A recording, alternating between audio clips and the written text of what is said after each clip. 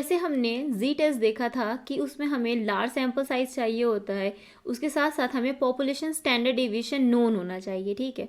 तो T test ठीक उसका उल्टा है। टी टेस्ट में हमें क्या चाहिए, जब हमारे पास सैम्पल साइज स्मॉल हो,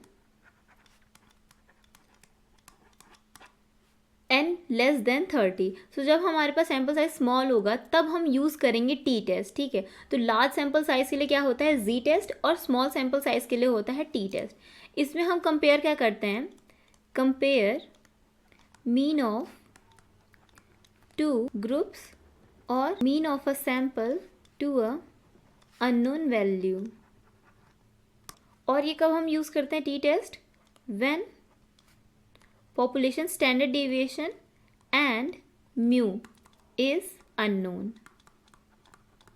mu क्या है, population mean है, okay, so it's unknown.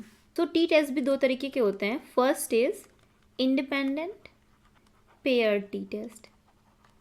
So independent T test हम कब यूज़ करते हैं, जब हमें कंपेयर करना हो दो इंडिपेंडेंट ग्रुप्स के मीन को और देखना हो क्या उन दोनों के मीन में कोई स्टैटिस्टिकल सिग्निफिकेंट डिफरेंस है या नहीं, ओके। सो जैसा कि हमने बात किया था कि जब हमें पॉपुलेशन स्टैंडर्ड डेविएशन नोन ना हो तब हम यूज़ करते हैं टी टेस्ट, ओके। सो इसके फॉर्मूला में भी पॉपुलेशन स्टैंडर्ड डेविएशन यूज़ नहीं होता है.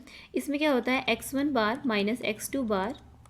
ये क्या है, सैम्पल 1 का मीन, सैम्पल 2 का mean, under root S1 square upon N1 plus S2 square upon N2. So जैसा कि हमने देखा था टू सैम्पल जी टेस्ट का formula similarly independent T test का फॉर्मूला भी है. वहाँ पे भी हम दो सैम्पल कंपेयर कर रहे थे और यहाँ पे भी हम दो सैम्पल कंपेयर कर रहे हैं, ओके.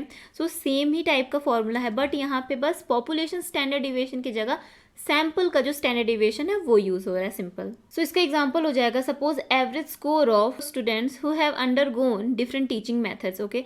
सपोज एक ही क्लास के कुछ ग्रुप हैं, दो ग्रुप हैं, ठीक है, जो डिफरेंट डिफरेंट टीचर्स से पढ़े हैं, ठीक. तो वो क्या हो जाएंगे हमारे पास इंडिपेंडेंट ग्रुप्स, और उनकी मीन को हम चेक कर सकते हैं कि क्या उनके में सिग्निफिकेंट डिफरेंस है या नहीं, ओके. सो एग्जांपल क्या हो जाएगा, average score of two groups who have undergone different teaching methods. Next is pair T test, ठीक है. अब पेयर टी टेस्ट में क्या होता है कि हम इंडिपेंडेंट ग्रुप्स की जगह सेम ग्रुप की वैल्यू को चेक करते हैं, सेम ग्रुप के मीन को चेक करते हैं before and after some condition. के एग्जांपल से इसको पहले समझ लेते हैं कि एक ग्रुप है, ठीक है, जिसको हमने कोई ट्रेनिंग प्रोवाइड की है, ठीक है. तो उससे पहले हमने उनका एवरेज स्कोर निकाला उस सब्जेक्ट में, उसके बाद हमने उनको सपोज 1 मंथ की ट्रेनिंग प्रोवाइड की एंड अगेन हमने उनका टेस्ट लिया और एवरेज स्कोर निकाला. तो दोनों के एवरेज स्कोर को जब हम कंपेयर करते हैं, ठीक है, एवरेज स्कोर को मीन को कंपेयर करते हैं, तो जो हम टेस्ट यूज़ करते हैं वो होता है पेयर्ड टी टेस्ट, क्योंकि हम सेम ग्रुप पे अप्लाई करें, ठीक है. यहाँ पे इंडिपेंडेंट ग्रुप्स नहीं आते हैं, दो अलग अलग, जैसे मेल फीमेल हो गया या फिर दो क्लास हो गया, ऐसा कुछ नहीं है. सेम क्लास है बट हमने कोई कंडीशन अप्लाई की है, उसके बाद हम उसका मीन निकाल रहे हैं और फिर कंपेयर कर रहे हैं, ओके. तो इसका फॉर्मूला हो जाता है, जैसे कि हमें डिफरेंस निकालना है, सो मीन का डिफरेंस, सो जो ग्रुप हैं बिफोर एंड आफ्टर उनका हम डिफरेंस निकालेंगे, divided by standard deviation difference and then divided by under root of n. अब n क्या है यहाँ पे, n is the number of sample आप कह लो या तो फिर नंबर ऑफ पेयर्स,